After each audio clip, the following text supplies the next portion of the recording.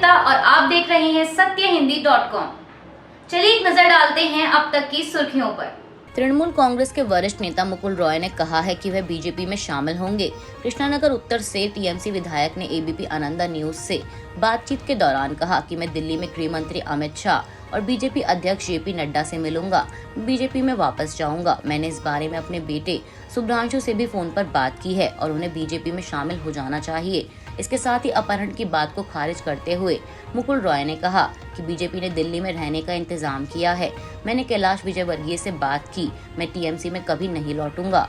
आपको बता दें कि रॉय इस समय दिल्ली में हैं। दरअसल इससे पहले सोमवार 17 अप्रैल की रात को रॉय के परिवार ने दावा किया था कि वह शाम से लापता हैं। गौरतलब है कि पूर्व रेल मंत्री मुकुल रॉय टीएमसी नेतृत्व से मतभेदों के बाद 2017 में बीजेपी में शामिल हो गए थे। उन्हें बीजेपी का राष्ट्रीय उपाध्यक्ष बनाया गया था और रॉय ने भाजपा के टिकट पर 2021 का विधानसभा चुनाव भी जीता था, लेकिन वह नतीजों की घोषणा के करीब 1 महीने बाद टीएमसी में लौट आए थे। एनसीपी प्रमुख शरद पवार ने भतीजे अजीत पवार द्वारा आयोजित इफ्तार पार्टी में पहुंचकर दोनों के बीच चल रही अनबन की खबरों को सिरे से खारिज कर दिया है।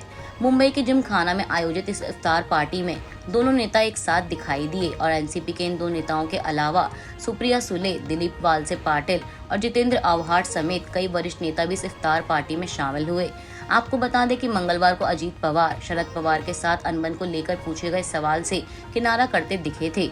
उन्होंने उस दौरान कहा था कि मीडिया जानबूझकर ऐसी खबरें फैला रही है, इस तरह की अफवाहों में कोई सच्चाई नहीं है। मैं एनसीपी के साथ हूँ और एनसीपी के साथ आगे भी रहूंगा। दरअसल पिछले हफ्ते शरद पवार और अजीत पवार के बीच अनबन की खबर सामने आई थी, जब अजीत पवार ने एकाएक अपनी बैठक रद्द कर दी थी और इसके बाद उन्होंने बीजेपी और सीएम शिंदे को लेकर एक ऐसा बयान दिया था जिससे ये कयास लगने शुरू हो गए कि वो अब बीजेपी और शिंदे गुट की ओर झुकाव रख रहे हैं। कांग्रेस में हाल ही में शामिल और पूर्व मुख्यमंत्री जगदीश शेट्टार ने भाजपा के राज्य प्रभारी बीएल संतोष पर अगले महीने होने वाले कर्नाटक विधानसभा चुनाव लड़ने के लिए उन्हें टिकट देने से इनकार करने का आरोप लगाया है। शेट्टार ने एनडीटीवी से कही गई बातचीत के दौरान बताया कि उन्हें भाजपा से कभी स्पष्टीकरण नहीं मिला कि क्यों साफ रिकॉर्ड और पिछले चुनाव में 6 बार जीतने के बावजूद उन्हें हटने के लिए कहा गया।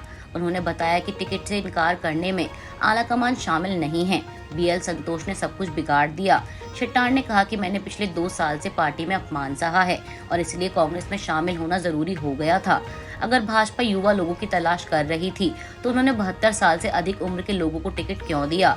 उनमें से कोई 20 वहां हैं, कोई स्पष्टीकरण नहीं है। उन्होंने यह नहीं कहा कि वे मुझे टिकट क्यों नहीं देना चाहते। जब शेट्टार से पूछा गया कि क्या उनके पार्टी बदलने के बाद उनके समर्थक उन्हें छोड़ देंगे, तो इस पर उन्होंने कहा कि लिंगायत समर्थक मुझे बिना किसी स्पष्टीकरण के चुनाव नहीं लड़ने देने के लिए बीजेपी से नाराज हैं। कई लोगों ने मुझे फोन किया, समर्थन दिखाने के लिए मुझसे मिलने आए। मेरे कांग्रेस में होने से यह नहीं बदलेगा। उन्होंने आगे कहा कि मैं कांग्रेस में शामिल हो गया क्योंकि वक्त बीत रहा था। नामांकन का आखिरी दिन 20 अप्रैल है। मुझे आत्मसम्मान के कारण यह कदम उठाना पड़ा। मैं यह चुनाव लड़ना चाहता हूँ। यह भाजपा के खिलाफ बदला नहीं है। शेट्टार ने कहा कि भाजपा ने गुजरात चुनाव में अच्छा प्रदर्शन किया, लेकिन कर्नाटक के बारे में ऐसा नहीं कहा जा सकता क्योंकि परिस्थितियां अलग हैं। दिल्ली सरकार द्वारा राजधानी की जनता को दी जा रही मुफ्त बिजली को लेकर फाइलें एक बार फिर से खुलने जा रही हैं। राष्ट्रीय राजधानी में बिजली वितरण कंपनियों को 6 साल में मिली सब्सिडी का विशेष ऑडिट होगा। दरअसल दिल्ली सरकार ने बिजली नियामक DERC को वर्ष 2016 से 2022 तक के बिजली सब्सिडी वितरण के संबंध में वितरण कंपनियों का विशेष लेखा परीक्षण करने का निर्देश जारी किया है। दिल्ली सरकार के विशेष सचिव रवि धवन की तरफ से मंगलवार को जारी आदेश में कहा गया कि पावर एक्ट 2003 के सेक्शन 108 के तहत प्राप्त शक्तियों का प्रयोग करते हुए उपराज्यपाल ने दिल्ली विद्युत नियामक आयोग यानी DERC को नियंत्रक एवं महालेखा परीक्षक के पैनल में शामिल लेखा परीक्षकों के माध्यम से विशेष ऑडिट करने का निर्देश दिया है। दिल्ली सरकार का मानना है कि विशेष ऑडिट से खुलासा हो जाएगा कि क्या कोई अनियमितता हो रही है। इससे दिल्ली में बिजली सब्सिडी के वितरण को बेहतर करने में भी मदद मिलेगी। समलैंगिक शादी पर कल मंगलवार को सुप्रीम कोर्ट में सुनवाई के दौरान अदालत ने कहा कि विशेष विवाह अधिनियम के तहत समलैंगिक शादी को मान्यता मिलेगी कि नहीं, इसकी सुप्रीम कोर्ट जांच करेगा। समलैंगिक विवाहों को कानूनी मान्यता देने की मांग वाली याचिकाओं पर सुनवाई कर रही सुप्रीम कोर्ट की बेंच ने मंगलवार को कहा कि वह पर्सनल लॉ के क्षेत्र से दूर रहेगी, लेकिन इसके साथ ही इसने यह भी कहा कि अदालत केवल इस बात की जांच करेगी क्या विशेष विवाह अधिनियम 1954 के तहत अधिकार दिया जा सकता है। अदालत ने यह टिप्पणी तब की जब उसके सामने यह तर्क दिया गया कि शादी का एक बायोलॉजिकल मैन यानी जैविक पुरुष और एक बायोलॉजिकल वुमेन यानी जैविक महिला के बीच संबंध रहा है। इस पर शीर्ष अदालत ने यह भी टिप्पणी की कि एक पुरुष या महिला की कोई पूर्ण अवधारणा नहीं है। गैंगस्टर लॉरेंस बिश्नोई को लेकर सूत्रों के हवाले से मिली बड़ी जानकारी के अनुसार मंगलवार को दिल्ली की एक अदालत ने लॉरेंस बिश्नोई को 1 हफ्ते के लिए NIA की हिरासत में भेज दिया है। आपको बता दें कि हाल ही में सूत्रों के हवाले से ये भी खबर सामने आई थी कि प्रयागराज में माफिया डॉन अतीक अहमद की हत्या करने वाले हमलावरों का लॉरेंस बिश्नोई गैंग से कनेक्शन है। हालांकि अभी तक इस बात की कोई आधिकारिक पुष्टि नहीं हुई है। मिली जानकारी के मुताबिक गैंगस्टर लॉरेंस बिश्नोई को खालिस्तान समर्थक संगठनों को आतंक के लिए कथित वित्त पोषण से संबंधित मामले में पूछताछ के लिए NIA की हिरासत में भेजा गया है।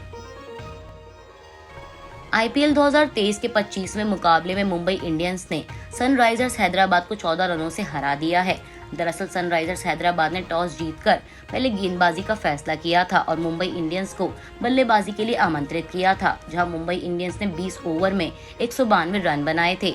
मुंबई के दिए 193 रनों के लक्ष्य का पीछा करते हुए हैदराबाद की टीम 19.5 ओवर में 178 रनों पर ही सिमट गई। अभी के लिए बस इतना ही। बाकी की खबरों के लिए बने रहिए सत्यहिंदी.com के साथ।